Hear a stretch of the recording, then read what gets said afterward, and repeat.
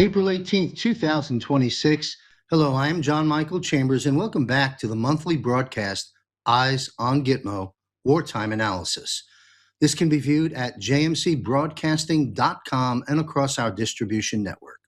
And joining me today to discuss all things Gitmo, including a wartime analysis, is retired Lieutenant Colonel Tony Schaefer, retired Lieutenant Colonel Matt Mack, retired Captain Pete Hegseth, and of course, Mr. Juan O'Savin will be joining us a bit further on in the broadcast today.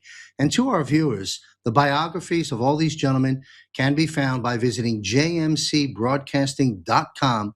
Click on contributors on the navigation bar. You will see their photos, their biographies, and a link into their world. So be sure to do that. All right, let me sort of set the tone before we bring our esteemed panel on. The Great Reset of the Great Reset.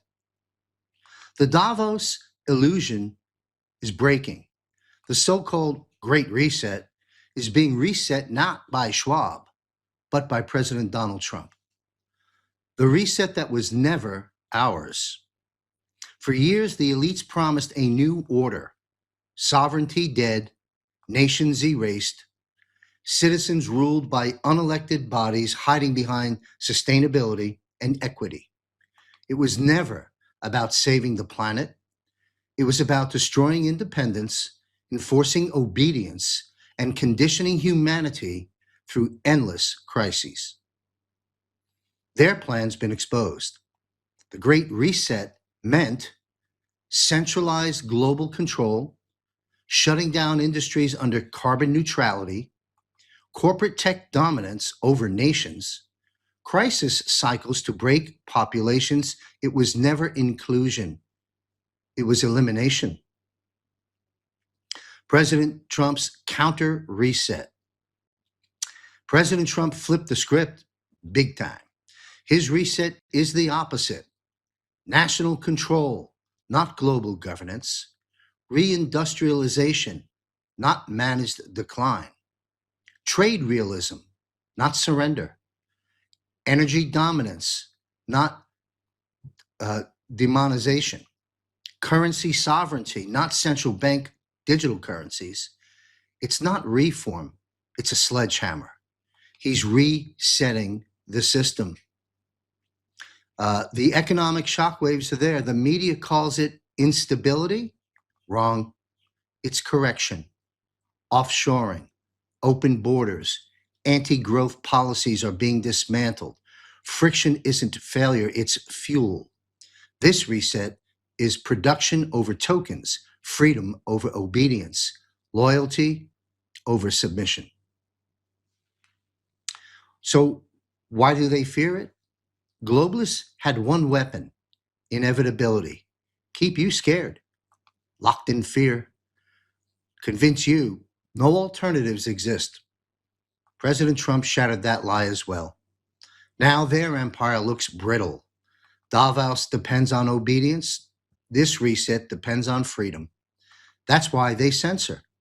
That's why they attack. Because this is bigger than President Trump. It's a worldwide movement. And this is war. Make no mistake about it. Every energy law that strangles independence, every tech platform that silences truth, every treaty that overrides sovereignty, this is the battlefield. Trump is not negotiating, he's dismantling. With President Donald J. Trump, Dan Scavino, and Treasury Secretary Scott Bessent talking about eliminating the income tax, the dismantling of the Federal Reserve and the IRS, and the issuance of a new asset-backed currency, eventually bring us to a stable coin in the QFS, it is clear that great change is indeed now underway. Now, this was published by President Trump. This is published, here it is on the screen. We see by the U.S. Treasury Department dated March 26, 2026, just last month. In short, this basically states, in honor of the 250th anniversary of the United States of America, President Trump's signature will appear on future U.S. paper currency, along with Secretary of course, Scott Bessent.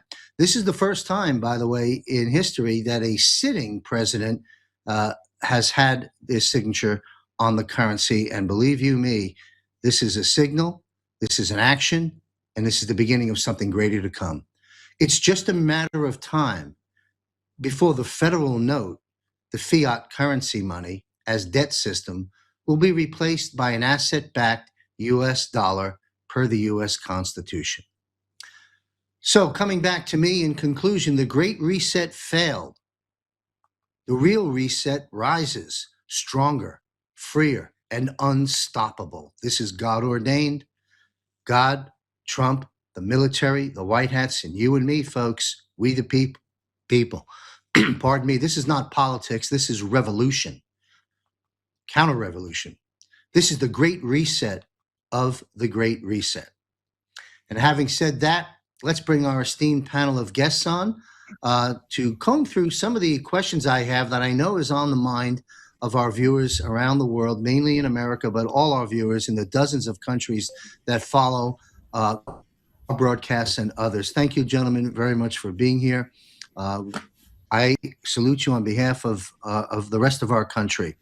Juan O'Savin, I'm going to begin with Lieutenant Colonel Tony Shaffer, and we'll go through the panel. Juan O'Savin is on the record stating, quote, "In all these things we're going to have to fight in this reset of America. The war in the financial realm is going to be the greatest of them all." Juan stated that back last year, June of last year. Jamie Dimon, of course, on the other side of the aisle, if you will, is on the record raising the issue of bond collapse coming, like the likes of which we have never seen. And Juan has gone on to say that the bond collapse may be 60% to 80% greater than the carnage we saw in the orchestrated collapse of 08 and 09. And Juan and Matt can talk a little bit later about all the activity and things they're doing on that front. So we'll begin. There's a setup. Now the question, Lieutenant Colonel Shaffer, what are your views and comments concerning what I just sort of addressed in the monologue, the reset that was to be, the reset that's taking place, and all things that are happening in the economic front? Thanks for having me. The basis for what our economy should be working off of is the Constitution, and it's not. There's several things which have impacted that have been left unchecked. Unlimited spending, the debt is unbelievable. The amount of debt that the government, even now under President Trump, is building is unimaginable. And within the context of that, the whole idea we just had the 15th of February. I'm sorry, of April. Both the tax day and the sinking of the Titanic, which I guess are related in a way. That the taxes we pay have no relevance to the money that the government spends. There's no link between the appropriation of money and the spending of the government, which to me, I don't know how it's gotten this far out of whack. And so when you have a government which is unwilling or unable because of habit to rein itself in, then the system itself is going to have to be collapsed in some form. And I think that's what President Trump is looking at. And maybe that's why he's not particularly worried about the continued spending of the Federal Reserve and others to kind of just manufacturing money. And one of the things I remember during the collapse you mentioned is when they talked about essentially what they call quantitative easing, which is a very nice word for devaluation of your money. So overnight, the money that people had saved up and worked hard to accumulate was devalued by 40% or more overnight, and nobody even got upset. I was amazed watching that, and I've been friends and mentors with some really good legislators. Judge Gohmert, Louis Gohmert, and I were very close friends, still are. Walter Jones before he passed, and these people schooled me on the danger of unmitigated continuous spending with no regard to the damage it's going to cause eventually to our economy. So I think there's a lot of flaws there. The other thing that, and full disclosure, I used to advise the Federal Reserve on national security issues. So it's not like I've not had time with them to look at how they do business. The Federal Reserve itself is not designed to benefit anybody except the bankers. That's it. That's all they do. As a matter of fact, at the time I was advising them, I was working on my second book, The Last Line, and it was about essentially the drug war becoming a real war, which has kind of happened. This is back about 2012, 2013, and they actually called me in and said, "Hey, we want to tell you about how we set up this banking system that allows the Fed to make money off of all these money transfers going to Mexico by legal aliens." I was like, okay, that's really good. But so they didn't care about the fact that the legals were sending money back. They just cared that they made money off of it. So that's the system that I think we're confronting right now, is this system that has no regard for our Constitution, no regard for individual freedoms. It's all about a handful of individuals, Davos, Lloyds of London, and others, London essentially, having established a very firm grip on most of the commerce of the planet. And President Trump literally upending it through a series of things he's done. And I keep telling people this, said this publicly on Newsmax and several other outlets. This is not about Iran. Venezuela wasn't about Venezuela. This is all about London. This is all about putting pressure on the system which has enslaved mankind, who was all for moving us to the point of where you will own nothing and be happy, because that's where it was going, feudal mercantilism, and clearly he got ahead of it. So it's time to actually recognize, as you said, that the financial issues that we face, to me, is another battleground, and we should be treating it as a military domain, as far as I'm concerned. So, Thank you, sir. So well said. And you know that you mentioned a moment ago, 40% of a devaluation in that one fell swoop move some years back, and it just nobody realizes that, and they realize they're suffering when they run out of money at the end of the month, but they don't understand the reasons why. And there's one of the big ones. Thank you, sir. Same question to Matt, Lieutenant Colonel Matt Mack. Welcome back, sir. John, man, I tell you, Tony's hit spot on, and I recently was able to have a half-hour phone conversation with Ed Griffin, who wrote "The Creature from Jekyll Island," and he is going to remote Yes. into our June event here. And I told him that reading that book changed my outlook. I saw him in person in summer of 1999 in the Bahamas at a conference, and it really shaped. I would have thought the Federal Reserve was part of the federal government. I had no clue, and he helped me to understand it. And I tell you, it's interesting what Tony just said. Before the Iran thing even kicked off, I was talking to somebody that Pete and I have met with. This person will be at our event here in June as well, and he was coming out of the White House, and he said, "Matt, the White House and the president know who's gunning for Trump. And they gunned for him in 2016, 2020, 2024, and they still are."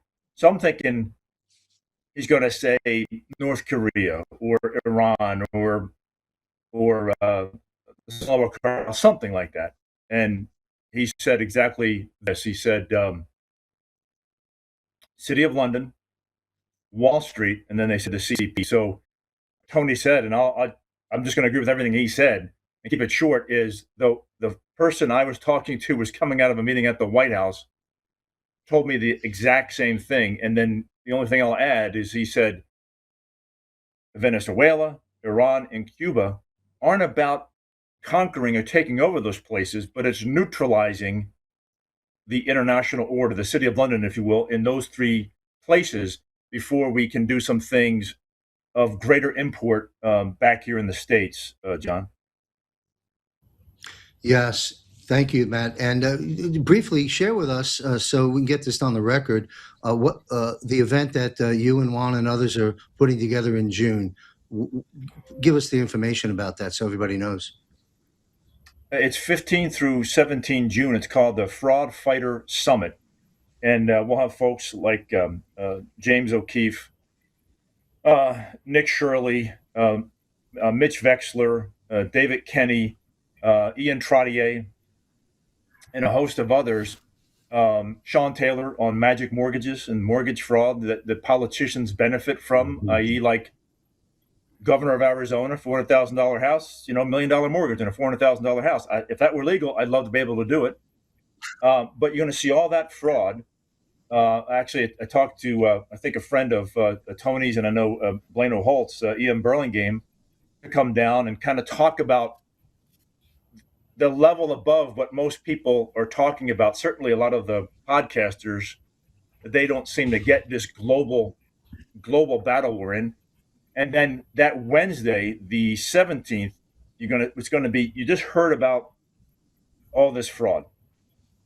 How did that fraud get enabled? Election fraud. And we're seeing Ed Solomon, Dr. Paquette, Dr. Doherty out of Texas, and anyone who says that our elections aren't manipulated in various forms, you're just not looking at the data. And we're going to finish it off that evening, inviting mathematicians to come out and talk with Ed Solomon as he goes into analysis and have them agnostic of elections. Is the hypothesis correct? Is the process correct? Is the conclusion correct? And if they agree that that's the case, certainly in your tabulators, you have what's called locked parallel motion. And we're seeing that not just with candidates, but with bond initiatives and everything else. It's going to be quite an event. We have already 300 people registered in 2 weeks. Excellent. Thank you. How can people register? Is there a place they go?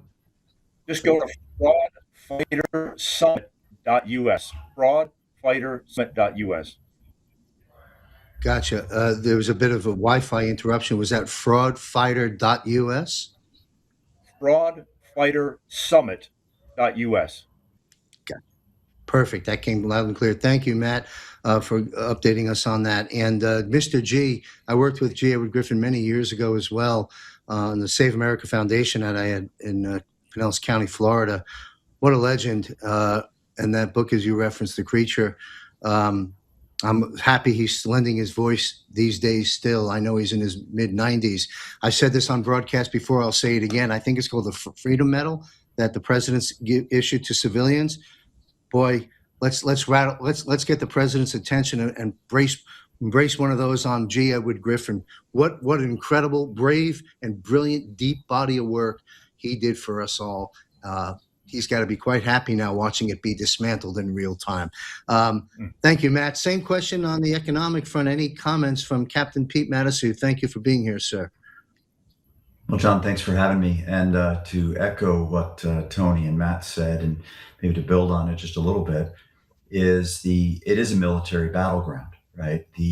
Because it is a battleground for freedom versus slavery that you mentioned in terms of a reset, right? Resetting from a system that is built on control to one that is built on sovereignty and freedom. So I think it's important, and I hope your listeners will pause and think about some things which these folks tend to create these illusion systems, right?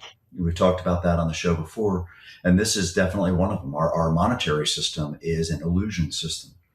So if you simply ask yourself the question when you heard, for example, former Chairman Jerome Powell say the target inflation rate from the Fed is 2%. Well, shouldn't we pause and ask ourselves the question, why isn't it zero? And what Tony brought up with the Constitution and how this system that we currently have is contrary to the Constitution. I would encourage people to go back and read the Constitution, read what it says, and understand that what was in place when the Constitution was formed, namely that City of London, that 1 mile square area just off the Thames, a vassal state, much like the Vatican, that was in place long before people came to this country. So they were clearly trying to escape a system, this colonial empire system that was constructed to put people in bondage. And the monetary system is one of the key areas where people are enslaved.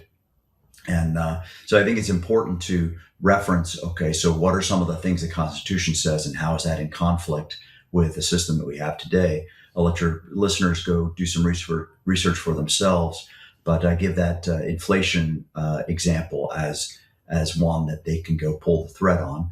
And then to the point of how much we spend, you can ask yourself the question, what happens to their system if we stop spending money, right? If we stop printing money, I should say, quantitative easing. If we stop doing that completely, what happens to their system? I submit that it completely collapses on itself. Without question, well said. And yeah, referring back to the Constitution, which everyone should go through, the quick paraphrase from the Constitution regarding the currency, of course, is that only Congress shall have the power to issue and control the value of our currency thereof in weights and measures because of the gold and silver that it was backed by. And of course, 1913, that all ended, and it's been a nightmare ever since. And thank goodness, I'm happy I'm alive today. I never thought I'd see this day where we're witnessing the dismantling of the Federal Reserve and the IRS. And we'll talk about that a little bit later, but thank you. Let's move on to another question. After years of intel and strategic military planning, we were in and out of Venezuela really in a matter of days. And Iran, while to some extent perhaps ongoing, has also, by and large, been a 6 to 8 week military operation with success of great, massive global magnitude.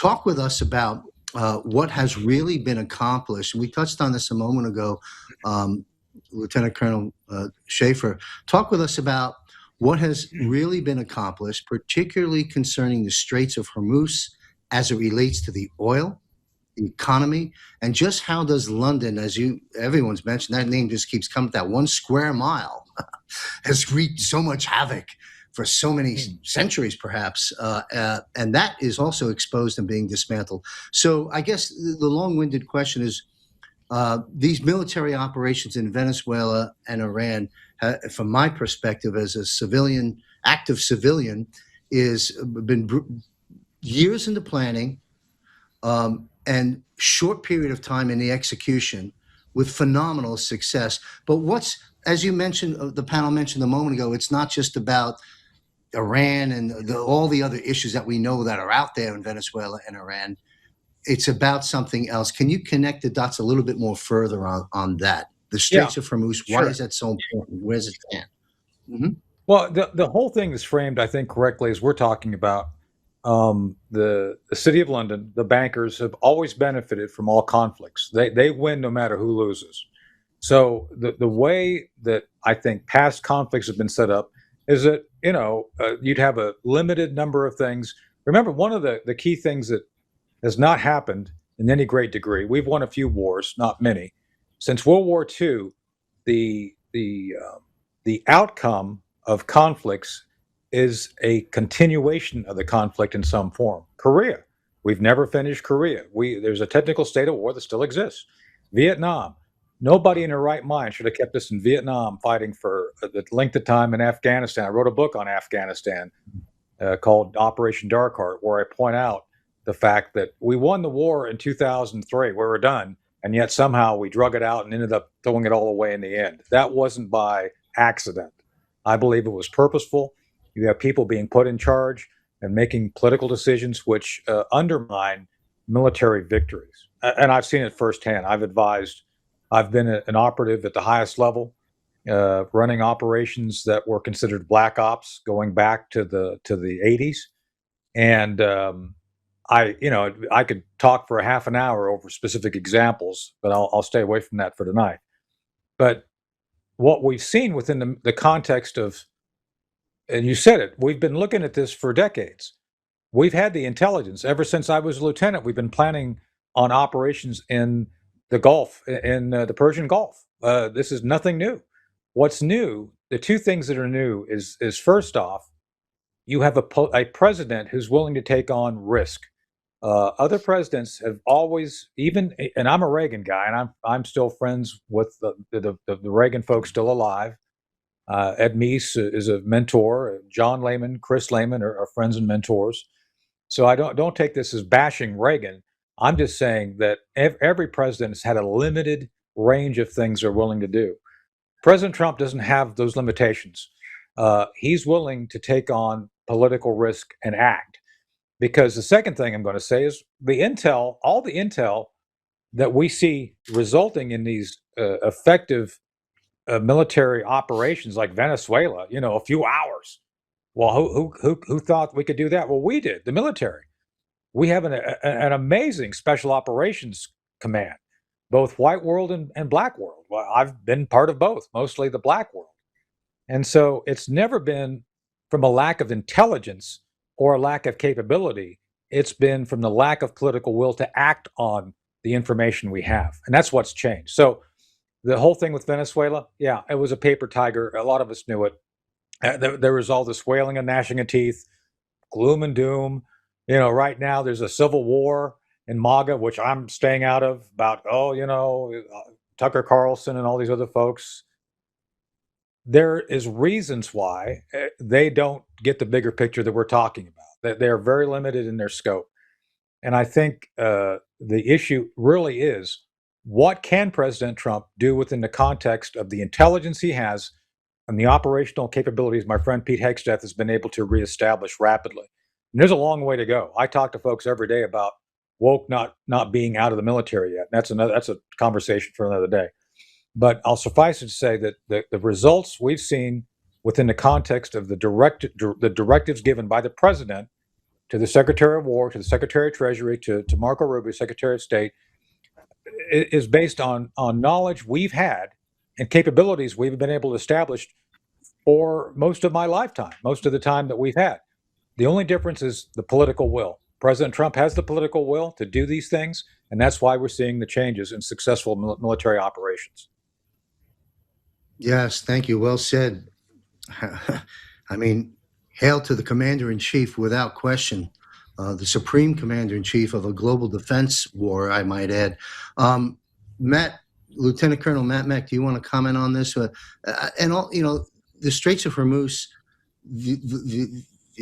it's closed, it's open, who's in control? Where does it stand today?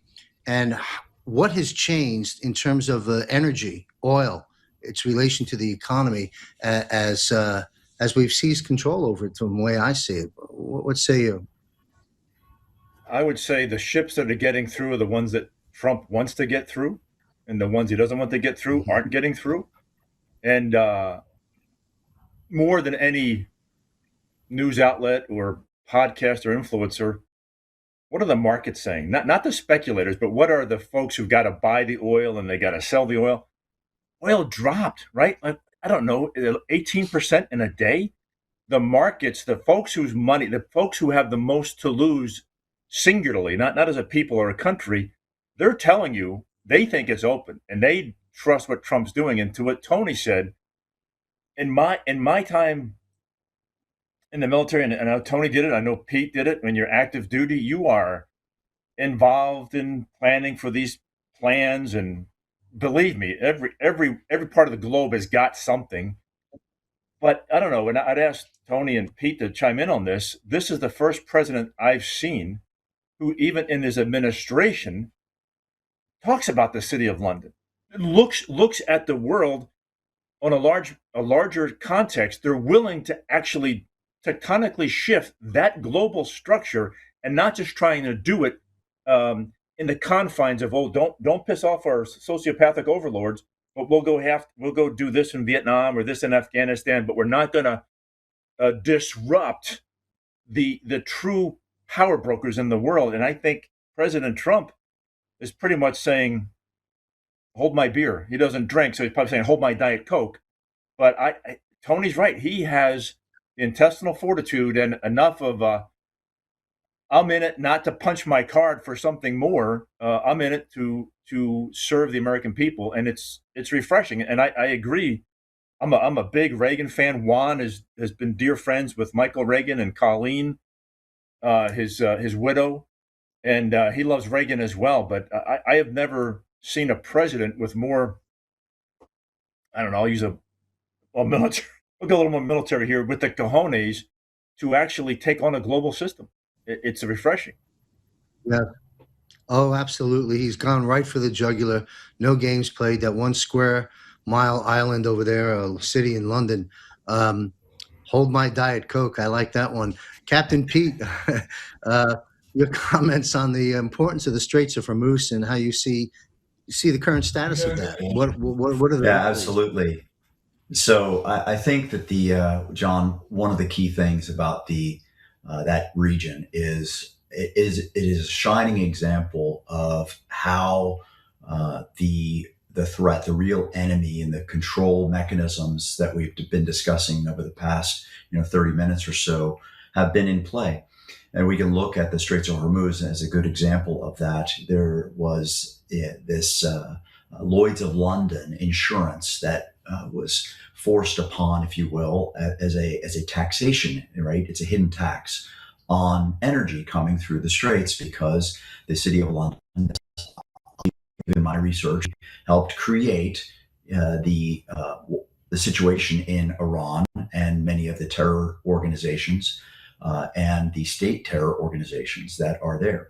I encourage your readers to go do their own research and see what they conclude. But the result of that is this taxation that comes on energy, and energy, makes the world go round in many ways. And what's one of Trump's things? He hates fraud, as Matt's been talking about. He hates fraud, and he hates a playing field that is not level. So if you look at what was happening in Iran and what was happening in Venezuela with the oil, right? China was getting a lot of their oil at a heavily discounted rate. They were not paying market prices for their oil that was coming from those two regions. And so they were at an unfair advantage economically and competitive environment. And that's not the way the world should operate. So by addressing those issues, among others that we'll potentially discuss tonight, but that levels the playing field. It's going back to the money situation, and the inflation and things like that. Is if you don't have weights and measures that are uniform, right? The Bible says that God hates dishonest scales, and that is what we're trying to rectify in this whole process. God hates dishonest scales. Boy, are they being exposed, huh? And those scales getting balanced. Thank you, sir. Coming back to the top of the panel, while all eyes and ears have been focusing on Iran, as we've just done, we need to discuss briefly Cuba. Per USA Today, the Pentagon is ramping up planning of possible operations in Cuba. I certainly don't have any inside information, but I would say they're already ongoing. What can you tell us about Cuba, its importance? Is Cuba also really officially or unofficially a territory of the U.S., and or will it be? But talk with us about Cuba, because I think that's going to be a news cycle pretty darn soon. Well, I think that Cuba has been within our sphere of influence and interest from the beginning of the time Teddy Roosevelt and walks softly but carry a big stick, gunboat diplomacy. Now it's Donboat diplomacy, and I think Cuba's is another thing I kind of alluded to. It's like one of those unresolved issues which should have been resolved a long time ago, but it's been convenient for certain forces to keep it there, to kind of be a thorn in our side. The people of Cuba have suffered greatly under communism, and somehow we've just ignored that fact for generations. Well, President Trump rightly has looked at that and said, "Yeah, this is not right. This is something we should and can take care of." And I think he's doing it by non-military means. He's strangled their oil, removing, I think, 40 million barrels a month from Mexico, 30 million from Venezuela, or vice versa. I'm not sure which it was, but they had about 70 million coming in. That's pretty much gone. The Russians are trying to come in and try to save them, which is going to be interesting. I think the Russians are going to overplay their hand pretty quick. So I think it's just a matter of time before their own economic system, based on the inefficiencies and limitations, is just going to fail. And I think it speaks volumes of the fact that the world, different powers of parts of the world, kept this going for any number of reasons. So it's time for the Cuban communist regime to end and Cuba to become a treasured and valued member of the Caribbean, where we can go and smoke Cuban cigars, all four of us together. Just saying. There you go, and have a cafe con leche at the same time. That's right. You bet. I look forward. I used to live down in Miami many years ago. Had some Cuban friends. Was in the community there often, and boy, there's going to be a lot of celebrations a little bit down the line, thanks to our commander in chief. Matt, you want to take this on, Cuba? Yeah, it's interesting. Juan and I, we were just here at the Trump Hotel. He had met somebody with Besson's entourage on some treasury matters, and one of the waitress, she's actually from Cuba originally, and before Trump was even running for president back in 2009 or so, 2010, she wasn't a waitress, she was a room cleaner, and her English was still not very good, and Trump, here again, billionaire, taking time to talk with somebody cleaning the rooms about how's it going. She said, I'm studying English, it's still not so good. He goes, you're going to get better. Don't worry about it. You'll have a great future. And now she's one of the head servers there at the restaurant at the Trump Hotel. And she said exactly what Tony was saying. It's the people of Cuba are yearning for freedom, and the people realize that they don't have an economic system. They literally, to put it in Marine Corps terms, you're still living in your parents' house, and your parents are paying all your damn bills. The Soviet Union was doing that for them, CCP for a little bit, Venezuela, and now Trump is leveraging that and say, okay, we're not going to subsidize you, but we're going to work with you. And you hear what Rubio's saying. You have got your system, your political system's got to change because you don't even have an economic system. And having spent 6 months down at Gitmo in 2004, great people, and we had some occasions to talk with the Cuban counterparts. And we were there just because the base CO had us there about should there be fires or hurricanes and so forth. And I don't think Trump, Tony and Pete can weigh in on this. I don't think Trump's going to do anything. I don't think it's going to be militarily. I think these folks want to. I think they want. I think maybe they want something better. They're tired of the friction with the country, with us, and I think we're tired of it with them. And she was remembering fondly what Cuba was before Castro, much like I have friends who have a lineage in China, and they remember studying what China was like before the CCP, that culture, and they want that culture back. And I think the Cubans want that culture back, not communism, but Cuban culture. Well said. I couldn't imagine living under that level of tyranny. As you stated, the parents still paying the bills and keeping everybody unproductive, basically, and looking for food. Unbelievable. And boy, that's going to come to an end soon. And that'll be a great day. I think of Hemingway. He used to live in Key West for a period of years. He'd hop a boat across over there, and that's when Cuba was a good place to go, right? It was an ice island, and people were going to casinos and dancing and having a good time. And I'm sure the people of Cuba miss that very much. It's coming soon, folks. Hang in there. Captain Pete, views on Cuba? Well, John, you mentioned statehood or territory or something like that, and I think it's important to think about climb up, as we would say in the aviation world, to 30,000 feet and look at the problem a little bit differently. President Trump, his behavior, he may talk certain things, but we should know him by now, right? He says things like with Greenland or Canada or things like that. Often he says these somewhat bombastic things to stir conversation, to get people to think and break them out of the mold that they've been in and they've been shaped to be in for so long.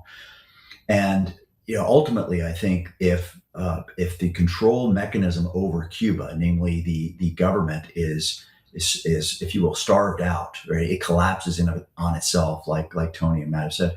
Then now the people have a choice, and they're going to be in a position to choose for themselves what they want to do.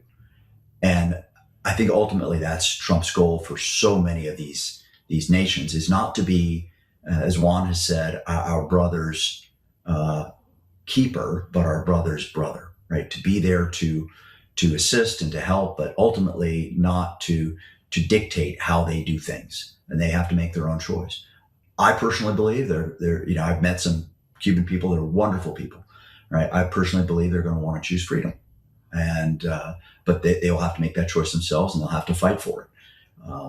But I do think that we're not going to have any kind of a military intervention in Cuba. That's my personal view. Well, that's good. If we can get it done without the military, even better yet. Thank you, sir. We're going to go to back to the top of the panel. We'll circle around. Looks like Juan O'Savin has joined us. Thank you for being here, Juan. Yeah. I'm going to ask this question. What I see out there very recently, last week or so, there's a coordinated purge of sorts, if that's the right word, taking place, such as the termination or redirection of Pam Bondi as Attorney General. I remember retired Lieutenant Brigadier General Blaine Holt had a few things to say about Pam Bondi on this broadcast before.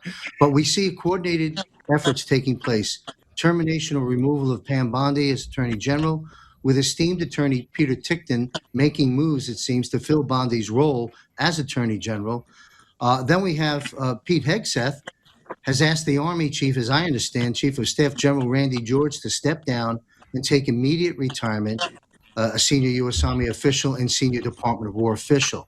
Hegseth also fired recently 12 different generals in the last couple of weeks, including the commander of the United States Army. What is your analysis, Lieutenant Colonel Schaefer, about these statements, these moves made by Hegseth, and the removal of Pam Bondi, and Peter Tickton's interest in the position?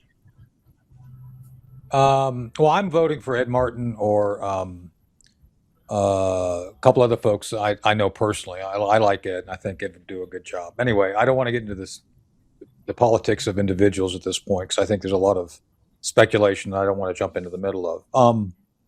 Pam Bondi had to go. I think Pam was compromised. I think she's not the only one. I think there's a number of folks around the president who are not on the program with him. I think they have some objectives that are contrary to, I think, what we would all agree is in the best interest of the country. I'll be blunt. I think Kash Patel has outlived his abilities to do adequate and permanent reform to the FBI. I think there's some real issues there based on what I've heard from folks still in the inside and the way he's managing. There's a few other folks, I think, in the Department of Justice which are still dragging their feet. They just fired the career prosecutor in Florida who was supposed to be doing the Brennan prosecution. And man, oh man, I know for a fact that that's low-hanging fruit. You should be able to roll a Clapper, Comey, and Brennan easy. I mean, like easy. And so if you have resistance at the prosecutorial level, there's still big issues there. And I know for a fact that there's some other investigations that I'm aware of and I can't talk about relating to election fraud, which I'm sure we'll talk about some other night. Anyway, I think there needs to be an extended purging of not only DOJ, but some of the FBI as well. Over to the Pentagon. So I know for a fact that there's more firings coming. This has been a process which I think Blaine and I have been very critical of, because we feel that there's far too many general officers. Even if they're good generals, we got too many, and too many admirals and generals. I think Matt would agree with me. I don't know about the captain, but I think we've got far too many flags who have too much money and not enough wisdom to be effective as leaders. Just saying. And it's not something I haven't said to generals that I've advised. And there's a quality of general and flag officer that's still lacking. It's not just about getting rid of woke. It's about reestablishing a warrior ethos, which Pete has been trying to push. Pete Hegseth has been trying to push. That's been essentially going on for a while. And I've talked to Matt about this. One of my favorite generals, because I know him, we're friends, is Joe Dunford, Fighting Joe Dunford. Joe was an exception of the rule because he actually came to the system. He maintained his integrity and fought to be essentially someone who told the truth. And I don't know how he survived as far as he did. And he made it the chairman of the Joint Chiefs, did a great job. But those generals are rare. Many more you have, and I would refer to Blaine because Blaine knew Randy George. I don't know him that well. I've met him, but Blaine has specifics, and I've heard George resisted reinstating members of the Army who were fired over the COVID issue, over the refusal to take the vaccine. That was bad. And then he was also trying to shelter some of the DEI programs. For example, one of the people that Pete fired was the Army chaplain. And this chaplain wrote a 213-page prayer guide and apparently didn't mention Jesus once. Imagine that. So, yeah, it's kind of like, So I think there's some problematic things still going on. So there's more coming. I don't know what the schedule is. I know some of the folks I think they're looking at, but it's long overdue. And again, Pete has been able to reestablish an effective leadership team at the commands who are able to do the operational be able to take orders and achieve specific operational objectives as directed. But that's not good enough. He's got to establish a long-term solution where you have 06s, 05s, 06s, 04s, 05s, 06s being properly mentored through the academies, the service schools, and the war colleges. That's got to be fixed. That's going to take some time. And obviously the NCOs. I'm very close to a number of folks who believe the NCO corps of all services needs to be revamped. So much of that became all about me, not about what can you do for your country. And that's something that we should. I could talk a half an hour about that. So I'll shut up now. But I think there's more to come, and I think everything that's been done so far has been fully justified from my knowledge of the situations. Thank you. That's good to hear. And yes, it's a lot of cleanup, a lot of redirection needing to take place when you consider the 4 years of the auto pen presidency and the years we had Obama and others. This goes back to Clinton. No, this goes back to Clinton. So I'm just saying. I bet it does. Thank you, sir. Matt, Lieutenant Colonel Mack, do you care to comment on this? Also, Peter Tickton, what's your views on the Pam Bondi issue? Pam needed to go. As what Tony said, and I think there's various reasons why. The most kind is she just thought you could be a normal attorney general in normal times, and we're not in normal times. Peter Tickton is a dear friend. Ed Martin is a friend. Peter and Ed are dear friends. So I know we had Peter on our show earlier this week, Peter Tickton, and Rudy called him, Rudy Giuliani. And Rudy Giuliani called Trump and suggested that Tickton should be the AG. I know something that the grassroots talks about, and we've talked to Peter about this, is, boy, it would be nice to see, if you had this, Peter Tickton as AG and Ed Martin as Deputy AG. That would be a powerful combination. And again, they are very close, very good friends. And as Peter said, Trump knows we're at war, and he gave me a list of a couple of people in the administration. I won't go into all the names because Tony's right. There's some that I don't think are fully on the program that Trump is pushing. But Peter said that we're at war, and people better damn sure know we're at war and act like we're at war, and you have a limited time to get stuff done. So my vote, certainly, I don't. Ed or Peter for AG and the other one for DAG would be wonderful because they both are very loyal to Trump. And of course, Peter has known Trump since they've been 15. When they were 17 years of age, they actually roomed together, and they've been dear friends since that time. So having somebody in that position who is loyal to the Constitution, but also loyal to the president and has that connectivity, I think is something that might be needed. And we talked to the Pentagon real quick and about folks being fired, and certainly about the COVID stuff. When you get to Pete Ask Him, his son has gone through hell from AOCS and that sort of stuff, where he stood up, wouldn't take the damn jab, and was forced out. I mean, weeks away from graduating, going to Pensacola and start flight training. And I know he's the BCNR, Bureau of Correctional Naval Records, and he's got a Navy captain who's honchoing it. But I think, sadly, in some instances, it's not going as fast as it should. I think for people who, they have a pretty good package, and I know there's some frustration there. And as Tony said, he knows more about this than I do, but I have a couple of friends, retired Marine 3-stars, who do tell me that that and they were generals, and they said the flag officers, that needs to be cleaned out. And Tony's absolutely right. Not only do you have too many flag officers, but when you have that, John, they have an ensemble, they have a staff, and good Lord Almighty! I mean, we won a freaking war with a lot less generals and admirals, and we did well.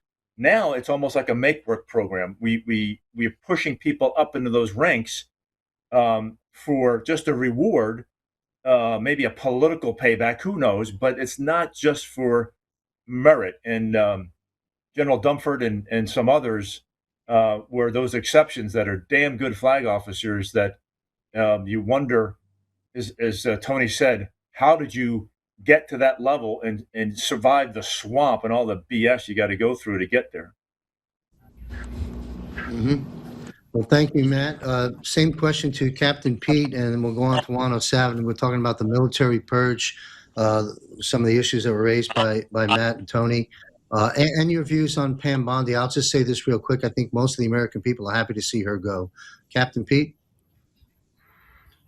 Sure. In terms of Pam Bondi, I had some concerns. Being a resident of Florida, she had some pretty close connections to the Bush family, and I have some strong concerns about the Bushes. I think a lot of that's going to be brought out here in the near future. But yeah, I think she was never going to really do a good job. That's my view. In terms of what's going on in the military, a couple things that I want to offer, some encouragement to the audience is that God always preserves a remnant, right? So I believe the same is true in the military. There's some amazing, amazing people in our military, and there's some folks that need to go for sure. So if you look in reference, to what God did with Gideon's army, he started off and he chopped down the numbers twice until he got to the folks that really were the ones that he knew would be the true tried and true warfighters. And I think that's what we need to do as well. And I believe that Secretary Hegseth is trying to do that as carefully as possible to ensure that the right folks are that remnant remaining that we can grow a new military from, because frankly, it's been infiltrated, just like every other organization in our government. It's been infiltrated. To get back to what's going on with the people, some of the people around President Trump, I do have some grave concerns about some of the folks who are very close to him, and I think we should always be watchful and prayerful and look for some true discernment about what we see, and expect that what would the enemy do? He would try to put people very close to the president, and I think that's something we have to be cautious of. Without question. Thank you, sir. 107, would you care to weigh in on this, the purge in the military, and your views on Peter Tickton perhaps replacing Pam Bondi? Well, I had a friend, Carlos Hathcock, back from 80s and 90s. He was a sniper in Vietnam era, 93 from confirmed kills. And he, of course, ran the corridors of the Pentagon during much of that era, during and post Reagan. And I remember being here in Vegas with him one of the last times he appeared publicly with a Soldier of Fortune event. And we were at dinner, and he was talking about the fact that the Pentagon was being run in a Machiavellian sense by a band of perfumed princes. That's the way he referred to them. And so, they smell good, they look good, they're so, and it was all about appearance and who you were with and being at the right events.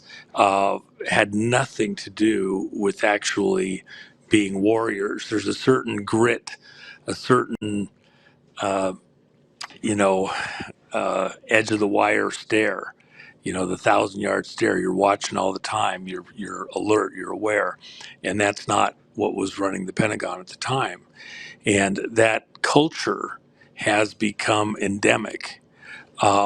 There was a time, and he felt that we were approaching the end, and this is in the 90s, where the folks that still had some wits about them, some grit about them, were being moved out of warrior positions. And it wasn't just that they were becoming rotund in their uniforms. They just did not, they weren't there to be alert through the night. Don't call me at 3 a.m. if there's an issue. Uh, they just weren't the same. I think that has built out now to a point where, even with the number of generals, a similar issue. We should not have allowed it to get so top heavy, and it's time to clear out that top heaviness. And even taking out, a dozen generals, it's a nice start. It's just a start. You could pare back the number of generals at the Pentagon and throughout military operations total. Probably, and this is going to sound almost absurd, but easily by a third, maybe even more. Part of the problem is that it becomes cumbersome to get critical action done quickly because you have so many people that have to check and cross-check and think about and consider. Those become blockages to function. And so trim, lean, mean, able to make a decision of we need to reinforce that, and a warrior's ethos. Even just changing it to the Department of War is a critical piece. You've got to reinvent the way that people in those areas think, function, present, and then also decide to get the hell out of the way when the time comes. When and that's always probably been the case, through every era, war and otherwise. But this is more critical than ever, as we've seen across the world. We're now going in and cleaning things up, taking things out, and stopping with this get along, go along, putting up with bullshit around the world that's become endemic in our relations around the world. So more power to them. Godspeed. Go kick more out. Send them down the road. Don't let the door hit them on the ass on the way out. Let's get it done. As far as Peter Tickton, Beautiful. Well, mhm. he is amazing, just as President Trump is, in his stamina, his focus, his clarity of mind. And the one thing that everybody needs to don't be critical that Trump got Bondi in there or Cash or some of these other people. I said from day one, I believe I said it on your show, John, that these were temporary people, that they were going to come in, Mhm. get a movement going a certain direction, but they would be out relatively early in the administration because Trump had to get people he could get past Congress and get appointed. These were people that appeared relatively non-threatening for all the ranting and whining and moaning and everything, but we're approaching the end of this early phase, softening up many of the enemies of the president and of America. And now it's time to come in and ratchet up radically. Even coming into the midterms and the races, there's so many disclosures that have to occur. And of course, what Trump has been doing is addressing all the issues outside of the United States that could be used by these globalista deep state players across the world, including China and the Brits, to take our attention away from things that we're about to do internally by dealing with places like Iran, Venezuela, by the way, the Korea situation, which you haven't heard very much about, and then Cuba and other things. What President Trump has been doing is dealing with these things up front, bringing them to a head and removing the ability of the deep state players across the world, not just here in the US, to pull our attention away and scare the living crap out of everybody with any, is it nuclear? Is it war in the Mid East? Is it financial tied to oil and energy or other things?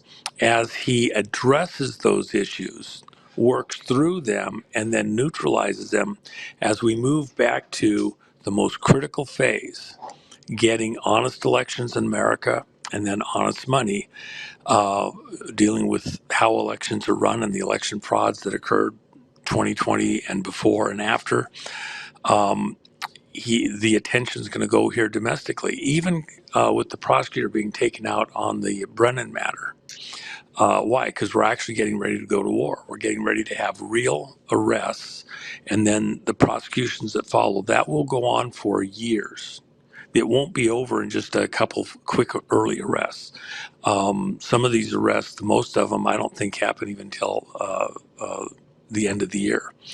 And so as those things happen, the deep state players were hoping, even with things like the bond crisis that's out there looming, to pull the attention of the American public away to these critical life and death, moment to moment. Can I function in my family? Can I pay my bills? Will I have money for the rent and taxes? Taking those off the table as cards to be played against us within the media and the politics and the politicians. And so that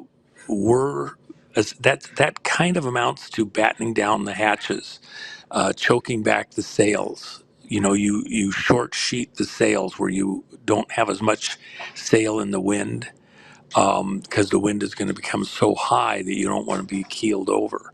And so you still need to be able to sail forward, but you don't want as much sail out there. And so we're getting ready to move into the most, the scariest part of the storm. And if people think we're in the storm now, no, not even in the slightest. You haven't even seen waves breaking over the bow yet. We have a lot yet Wow. ahead. And I think we'll look back on the next year and a half at some future date and realize that, because of the size of the population of the people on the planet, in part, but that there will never, you can't look at any other era in the history of the world where so much will have happened to so many people so rapidly as what's about to happen, and the changes and the dramas that are coming. It's going to be an absolutely unbelievable next 18 months. Remember,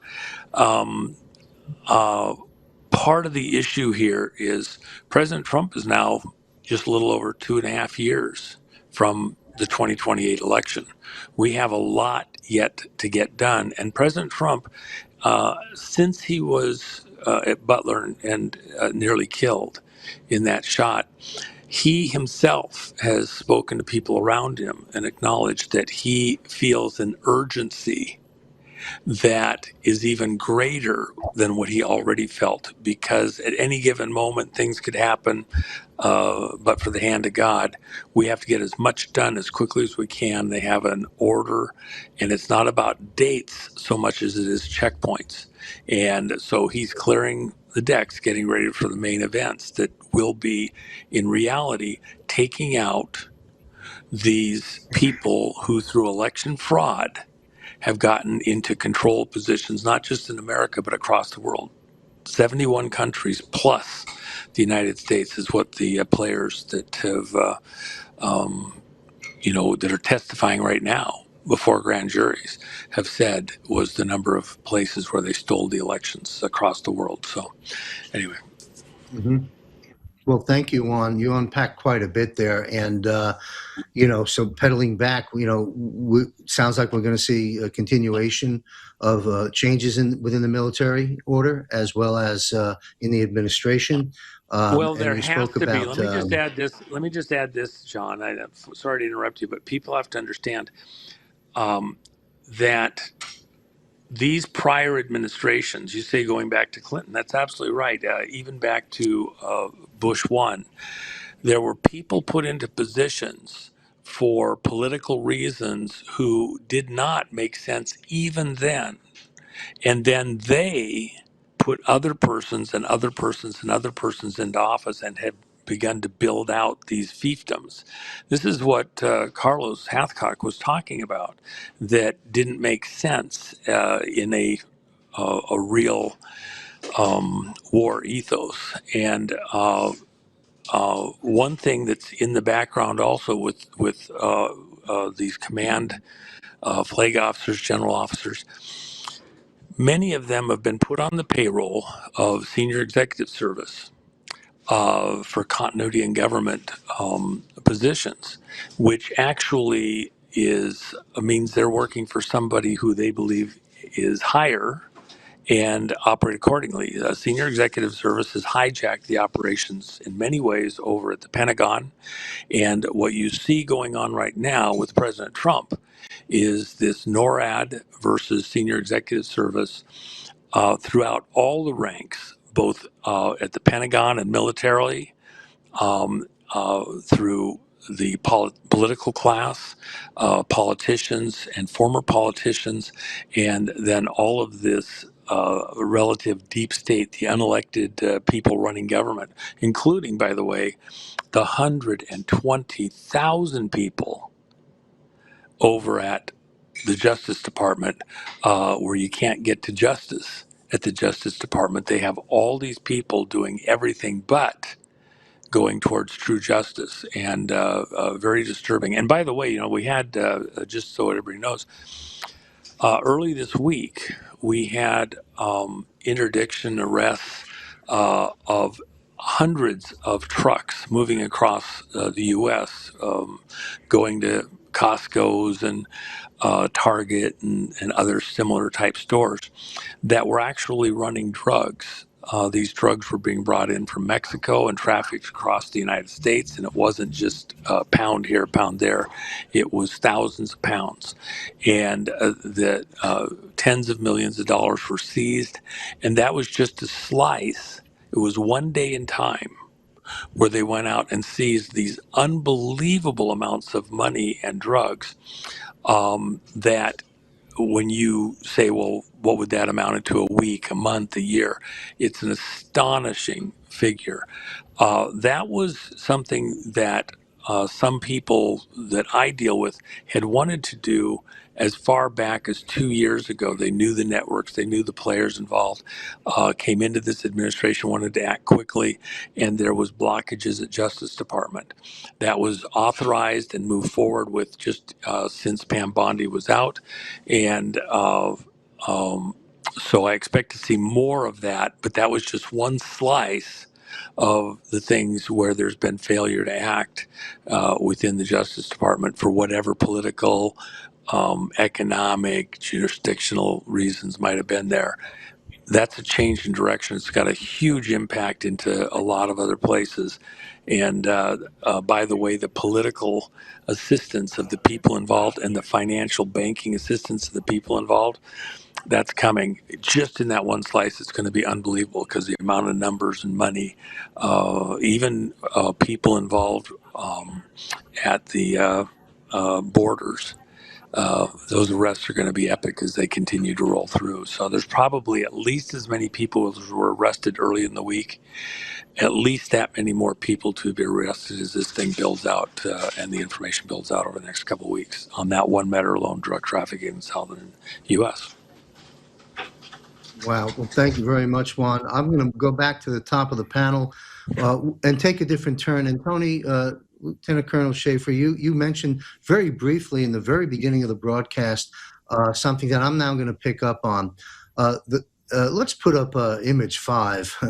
The comments and attacks coming from Tucker Carlson, Candace Owens, Alex Jones, Megyn Kelly, Marjorie Taylor Greene, and others, in my opinion, and I'm entitled to my opinion, folks, are vicious, false, divisive, disruptive, and baseless. Here we have Marjorie Taylor Greene. I'll just read this since it's up on the screen. You may have supported President Trump for 10 years like I did, but this is not the same man. The American people have to open their eyes and deal with reality and deal with truth. This is not the same man that we supported. And that's some of the kinder statements that she and others have stated against our commander-in-chief at a time and more, President Donald J. Trump. So let's look at image number 7. Dan Scavino. Been with the president probably 3 decades. There are, just published a week ago, there are many dedicated people in the government who could leave tomorrow and earn tens, if not hundreds of thousands of dollars a month as so-called influencers on social media, but they chose to serve the American people instead, all while the so-called influencers talk shit all day long and get paid big money for clicks and impressions. We see you. Dan Scavino, followed the very next day, image 8, by President Trump. I won't read this whole thing, but I think you'll get the gist of it. He says, I know why Tucker Carlson, Megyn Kelly, Candace Owens, Alex Jones have been fighting me for years, especially by the fact that they think it is wonderful for Iran, the number one state sponsor of terror, to have a nuclear weapon.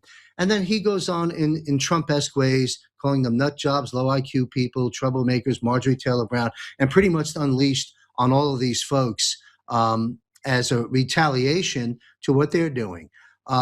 It's been reported that the United States government is about to investigate influencers and who is paying them. So my question to Lieutenant Colonel Schaefer, starting at the top of the panel, are these individuals clueless? Are they part of a psyop being deployed by, let's say, the White Hats, being deployed by us to reach certain goals and raise certain narratives? Or have some of these individuals already, shall we say, been dealt with, and we are perhaps witnessing what we may call the 2.0 version of the original individuals? This isn't crazy stuff. Look what we had walking around in the White House for 4 years. Are these enemies of the state? Enemies of the state, clueless, part of a psyop? What say you, Lieutenant Colonel Schaefer? Because this is really disruptive or perhaps productive. It's hard for me, the layman, to figure out. Well, I know a lot of these folks from having been on with them. Tucker, I know from when he was at Fox, and we've texted several times. And then Megyn Kelly, I know Megyn, and I know Jones because I've been on his show. So, and by the way, I've always been a bit reticent of going on with Alex Jones because Alex kind of has a reputation for going off the deep end. He's right on some things, he's wrong on some things. So I think the notable common feature is that they've all become it's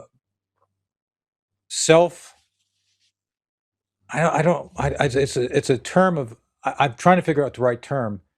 They've been more focused on their self-image and success than what they set out to do originally, to tell the truth. And I think that's the problem. And it's not that they're lying, it's that they I think, purposely take things out of context to create drama. And as I've said, I've been trying to stay out of the Civil War. I'm not interested in getting in the middle of it now, so please take my comments as just kind of a observational, not that I want to jump into the middle of things. But I think that, and I know Tucker Carlson's done some good work. He's done some things to go at some of the issues. I heard Mark Levine talking about him the other day on the air.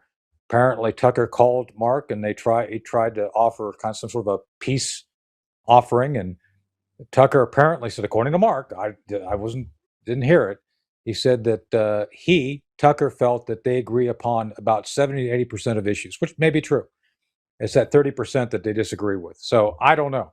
I can only speak for myself, for the people I deal with. I deal with Blaine. Blaine and I are close friends. Obviously, I do things with Matt. I love what Matt does. My focus is trying to support what I believe is in the best interest of the country and the Constitution. To me, it's a lot of noise, and they have the right to say what they want. They can get the clicks. but their success is going to be short-lived because people are going to figure them out. So I'm not worried about it. I think President Trump called him out correctly. Apparently, they can't see what we see regarding what he's doing, and that's sad. Just saying. Thank you, sir. Lieutenant Colonel Matt Mack, you care to weigh in on this? It's been disruptive in the movement. That's the last thing we need at this time in our war. It's disruptive. Or perhaps productive. It depends how you look at it. Well, it's a couple comments. Remember Elon and Trump, right? They kind of had a big blow up. They come back together. If you punch Trump in the nose, he's going to punch you back. I mean, it's just going to happen. But it only bothers you if you let it, right? Pete knows this, and I'm sure Tony, from my platform, I jammed radars, signal to noise ratio.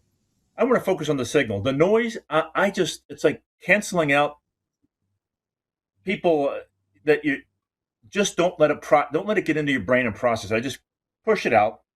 And here's my impression is, and I've been on Alex's show before, back on Fast and Furious stuff. I honest to God think, and I would love to engage Juan and Pete and Tony on this question, is I think maybe besides the hubris, and we're seeing that some of that in the fraud fighting aspects of things. You're hearing people say, well, I saved billions of dollars for this, or I did this. Well, first off, no one saved anybody billions of dollars yet. You've identified the grift and the graft. You haven't saved anything yet.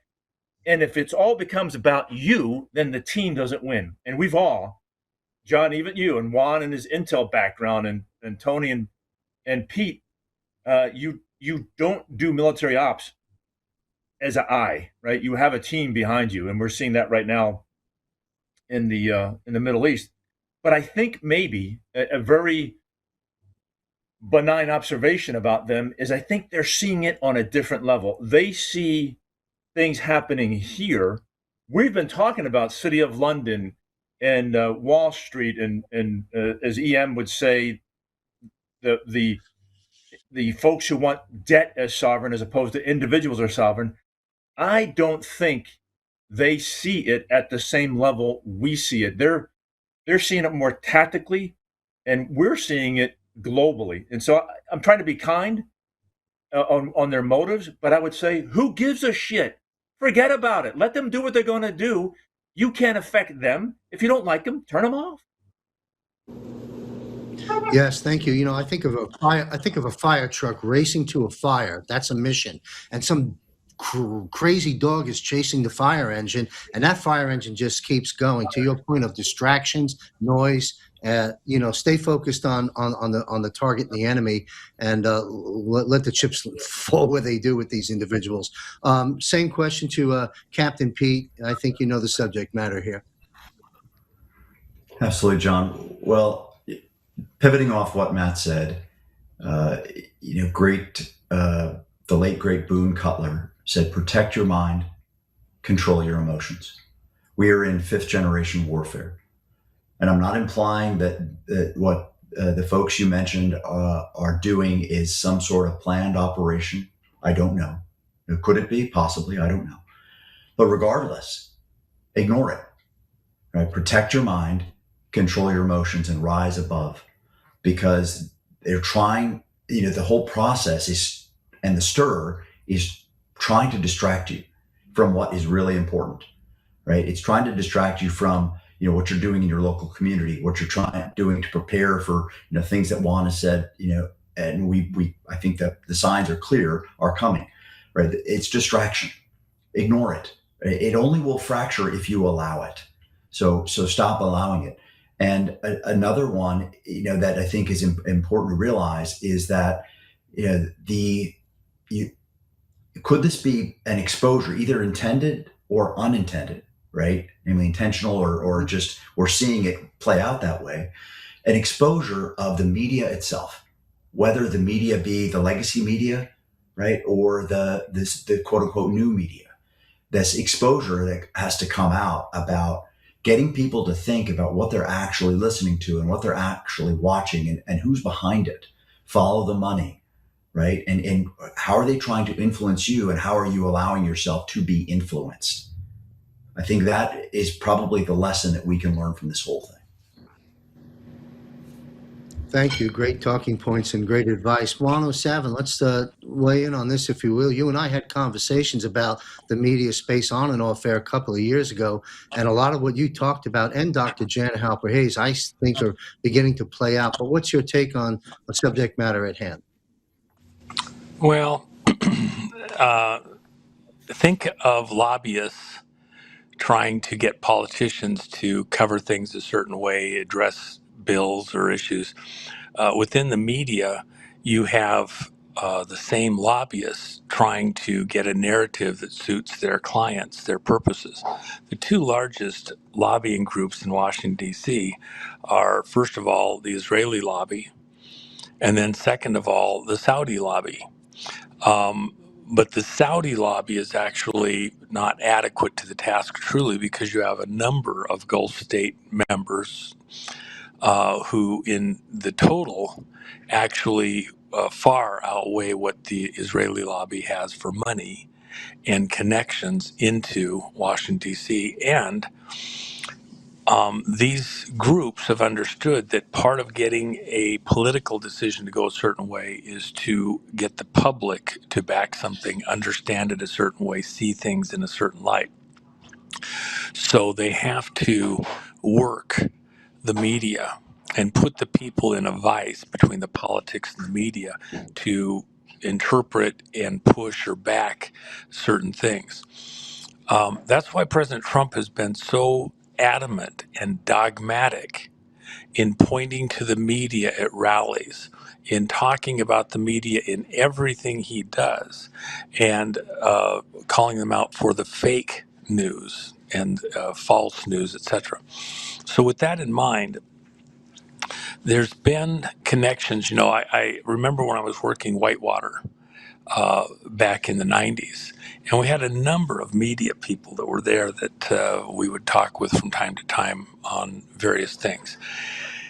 And as often as not, they didn't want to just know what we knew. What they wanted to do is tell us what their interpretation was based on their other contexts to try and get us to see it in a different way. They weren't there to learn something. They were there to try and get us to spin things favorably to them. And they were on the payroll of a number of these groups.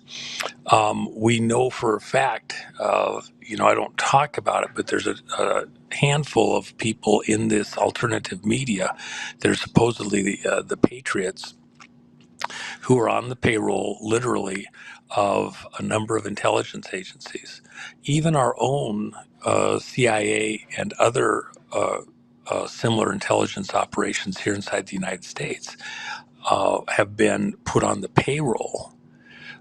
Media's been put on the payroll by CIA. Okay, and you have that going on other places also. So when you see people like this coming out in a certain direction, who is it that they're buddies with? Who's giving them money behind the scenes to be involved or push a certain narrative? And then it's not even the person that you see directly. It's who are their money people under the influence of within their crowd, their party. So, who's buying their time, camera time, and stuff like that. So I think you have to take it with that kind of a perspective. And that's certainly what President Trump is saying, who's feathering their nests. And some of that's going to be very embarrassing as it comes to the fore. Thank you, Juan. I've got a final question. We're about an hour and a half into the show. We'll start at the top of the panel again. I will set this question up, paraphrasing Captain Pete from a previous broadcast. But while it's Captain Pete Mattis who reminded us in a previous broadcast that much of what is going on at Gitmo, at least up until now and perhaps very soon, is somewhat of a clandestine operation going on for some years now. Clandestine perhaps being the key word. It is widely understood in many circles that the indictments, investigative and prosecutorial proceedings, tribunals, and even executions have been and are being carried out on land in multiple locations beyond Gitmo including land, air, and sea. The Gitmo Media Center, which Mack has talked about quite a bit on previous broadcasts, and in my opinion, the emergency alert system for that matter, Gitmo and the Media Center is about, in my humble opinion, to be activated. This will change everything. And as Lieutenant Colonel Mack has discussed in previous broadcasts here on Eyes on Gitmo, the Media Center at Gitmo is perhaps the size of a university or school gymnasium, and it has been reported to me that the vetting process is presently, right now as we speak, underway as to who will be reporting from Gitmo. So all roads lead to Obama, per President Donald Trump. Having said that, Lieutenant Colonel Schaefer, where are you at? What can you share with us, I should say it that way, with us concerning Gitmo tribunals? Do you believe we will see the high arrests that we just touched on a moment ago? Do you believe we'll see them and tribunal-related activity this calendar year? And if so, before July 4th? Or is this something that gets pushed out even further? It won't be before the midterms. And if it happens, it's going to come down to political will. That's it. I don't think the president's going to do anything until after the midterms. I think we've got a lot of work to do to get there. And I don't doubt the framework or how it could be done. It just comes down to, will the president pull the trigger or not? And that's the only thing I can say about it. Well, thank you. That's a new perspective. You hear a lot of things from a lot of people I interview, and that's why I ask these questions, because the American people, as you well know, they're demanding to see the truth, and we'll get it in God's time and in the military's time, and I understand that. Same question to Lieutenant Colonel Mack. Well, I can't wait to go back. It'll be fun. But my best Cuban sandwich was there. It was made by a Jamaican. But what Tony just said, I've heard the same, is that anything that's going to happen as far as what you just alluded to there at Gitmo will happen after the midterms. But as Trump has talked about, and you've heard other people reporting, hypersonic clarity. There's a lot. Trump wants to get a lot of information out. I just sent it to you, John, and to Pete, and to Tony, and to Juan and Blano on Trump talking about releasing the UFO files soon. And Blaine would know this well, and so would Juan from Juan's time and trying to take down the Soviet Union. But even as a president, if you're working inside the system to get information out, it is like a Leviathan in molasses. But the president, unlike anybody else in the government, can declassify, and he can make it public, which would help a lot of things move forward. So I think prior to the midterm, you're going to see a lot of this hypersonic clarity. You're going to see coming out, and preparatory things happening. We in the military, we know there's the preparatory command and command of execution. A lot of preparatory things will happen.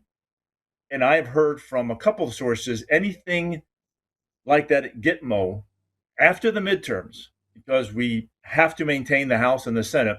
After the midterms, I think you'll see things occur. And as Professor Clements would say, and he came to this conclusion way late, but he went through every other alternative, and he said, Matt, we can't get to accountability and justice in the DOJ. It's going to have to be non-Article 3 to do it at scale in the right time. So that's the inputs I've heard and can share with you, John. Yes, thank you very much. And after the midterm seems to be the theme thus far in terms of getting to the American people what we need to see and getting the justice aired and done. Captain Pete, do you care to weigh in? And also, Captain Pete, if you wouldn't mind commenting on your, again, crystal ball forecast of when the EAS, I think it's inevitable, the EAS is coming. So the question is really two-part. The activation of the tribunals being shown to us, the reporting at Gitmo, when, and the same question for the EAS, sir. Well, I like the way Matt put it in terms of the preparatory command and then the command of execution. So part of that preparatory command is building the case and to whom are we building the case? Really, it's for the American people, because so many of the things that we have believed to be true are not, in fact, true. We've talked about it on the show before, in a land of multiple, a myriad illusions. And those illusions need to be brought into the light so that people can see for themselves and then make their own decisions and then have their own convictions on, all right, we need to have some accountability for those who have perpetrated these illusions that have kept us in bondage and kept us in conflict, living in conflict unwittingly with what was written in the Constitution. So I think that those things need to be done and brought out so people can see, and then once that is apparent to folks, then the stage is set for the execution. The thing that comes next is the trials and the accountability, which is absolutely necessary. The timing, is it date based or is it event based?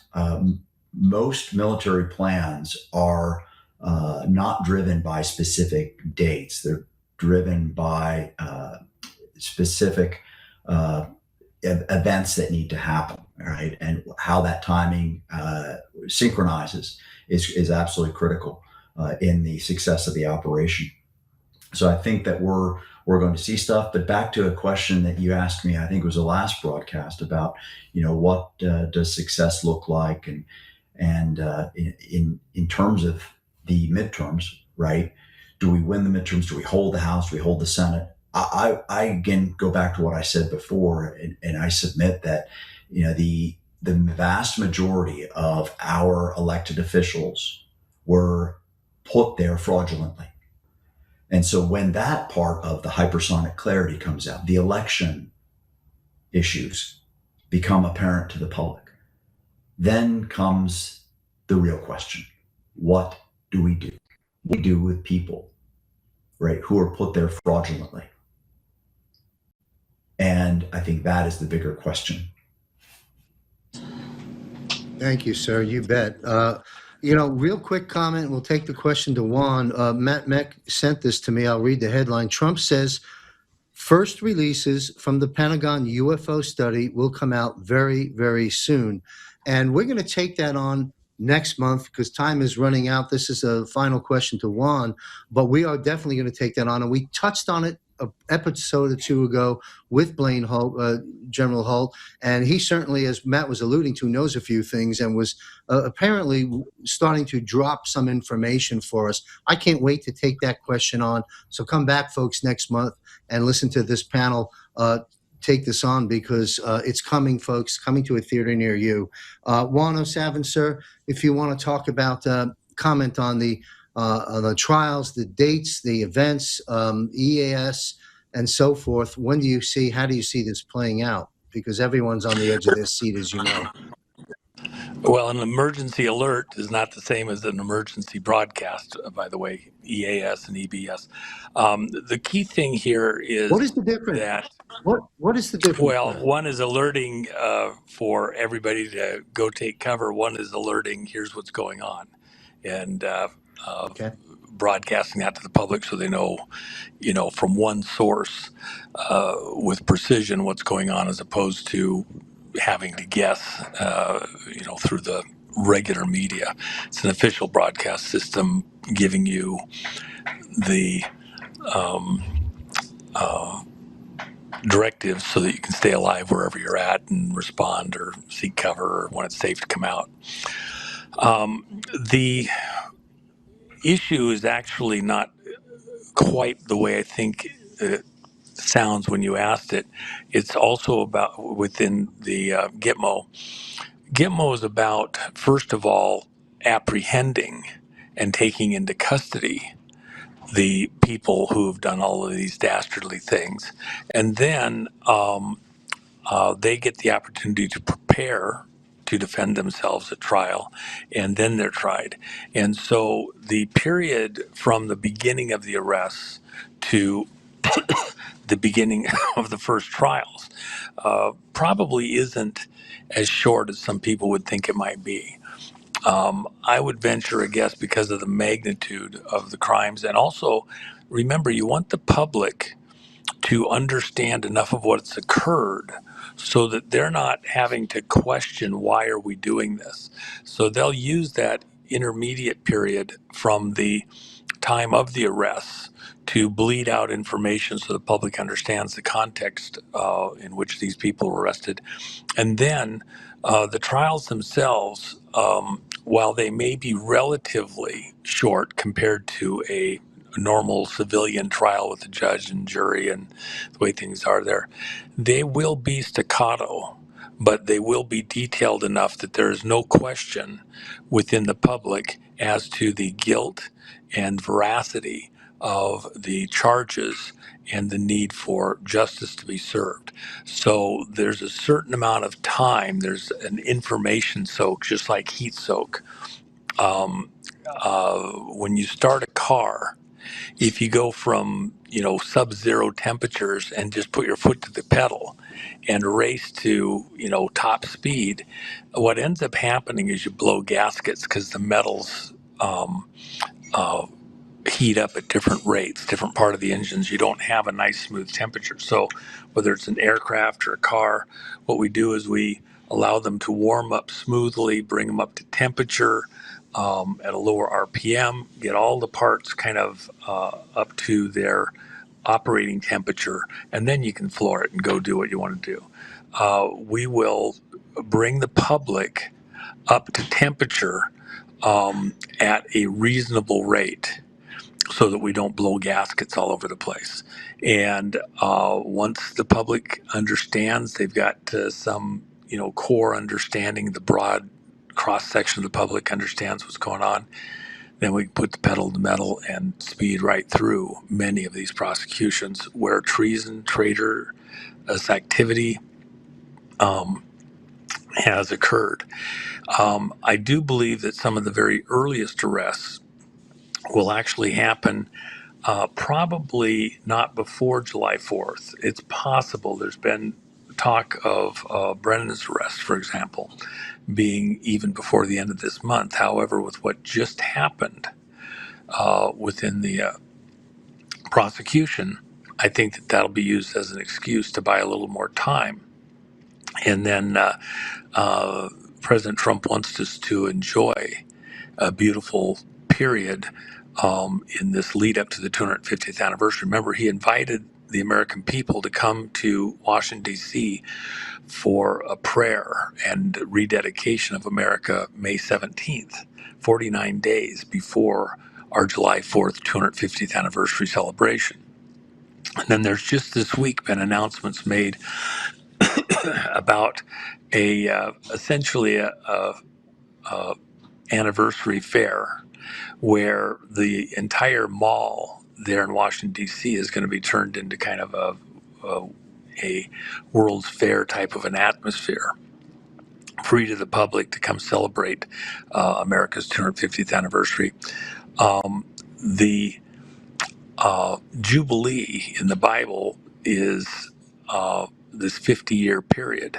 Well, the beginning of the next Jubilee period would then be July 5th, 2026. And that's the beginning of resetting everything. It's, a new day moving forward for America. I think that's the theme that the president wants instilled within our minds. And that includes out with the old, in with the new, out with these treasonous, traitorous people and their practices and their alignments here in the U.S. and across the globe, and starting a whole new era for America. And so part of that, you have to show these prosecutions, or there's not cleansing. You have to show the prosecutions for the public to see. There's no secret tribunals. There's no secret prosecutions. And that's the reason why the media center, people like Matt, are so critical. Even the people that show up to report on this, we don't want people who are on somebody else's payroll, who are not there to tell the truth but want to sell their propaganda. We want people that will report honestly on what exactly is occurring there, and that's why there's going to be vetting. And even now, we're vetting out who we want present. And of course, if you got somebody like, let's say, Tucker, he would have been someone you would have considered would probably likely be involved or invited to some aspect of the Gitmo operation. However, if he's got some other loyalties within what's being presented by him, then maybe he's not the right person. And we've got other people available to us who can be more America minded in this. And so it's not that we want people totally unbiased. We want people to understand from an American perspective, these are traitors. These people saw to it that Americans died so they could get into power and hold power, including with false elections. And they were sold out, bought and paid for by a globalista crowd that saw China as the future, that saw them feathering their nests for themselves and their families with other countries to the detriment of America, even from a satanic perspective, that they're not doing this from a godly perspective. They're sold out. They're literally several, not of this group necessarily, but within some of the operations against America, including in the vote fraud, a whole cult, a whole group of people that got senior positions within the vote architecture systems who are dedicated Satanists and anti-God people, even with the tattoos on their bodies. It's that serious. So preparing to go to trial includes every war is fought with propaganda. Think of all of the Rosie the Riveter and things like that. And this information, how you portray yourselves, your people, and the enemy. No question about it, we are at war, and we cannot allow our enemies to control the narratives. If you want to be harsh enough to say propaganda, well, we just can't allow it because it throws off our people. So we need to own the information narratives and accurately enough that people can understand it. And that's why an EBS is so critical. If you've got media that could misreport to the benefit of our enemies, even active ongoing operations within troop activities, movements, etc., you have to shut it down and not allow them to broadcast that while you're completing things that must be done. And we're occupied territory here in America. That's what President Trump showed at the rallies, where twice he had a flag that was shown in the background as he walked off the stage, two of his rallies, Michigan being one, where the stars were blacked out. In the language of flags, which President Trump has used, which I've talked about numerous times, the language of flags, the blacked out stars means it's to your own troops. Move with caution. Trust no one to be who they say they are, even if they've got the right badging, etc. You're in an occupied territory, operate accordingly. It'd be like being the French resistance and the Nazis have invaded France, and now you gotta, not just the people in uniform, but the ones that aren't in uniform. Who's the spy? Who's sold out? Who's involved? Trust no one. Trust but verify. Known assets of known and trusted. With that kind of an attitude, we are weeding out those people who may be willing, participating, or unwillingly participating in putting out narratives that are detrimental to the mental health or the activities of American citizens and people all over the world. We're just not going to let it happen. It's sound military doctrine, and it's sound in protecting your own people from false information narratives, and an EBS where we control all the information going out for a period of days to protect our movements and activities makes perfect sense. Thank you very much, 107. You know, prayer and the prayer and pledge for 49 days will certainly tip the scales in the right direction in this battle between good and evil.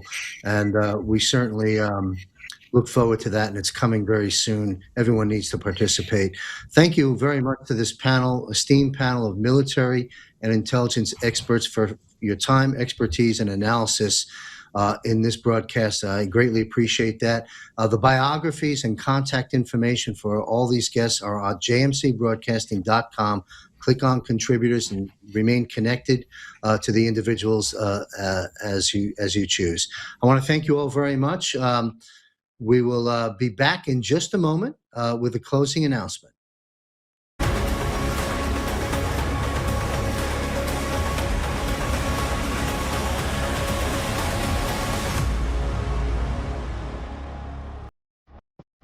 Join JMC Broadcasting's monthly Global Defense War Military Panel.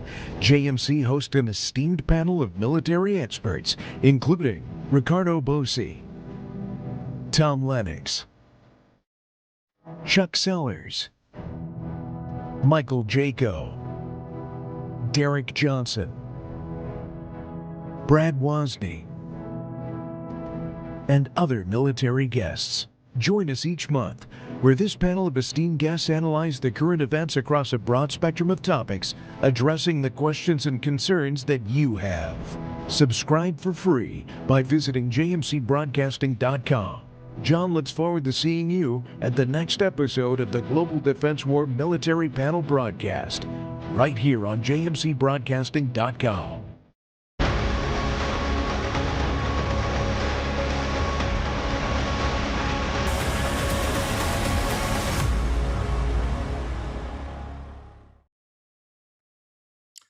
What a great episode. Again, I want to thank our esteemed panel of military and intelligence experts for bringing some clarity to some extraordinary events and issues that we are facing and that are just down the line.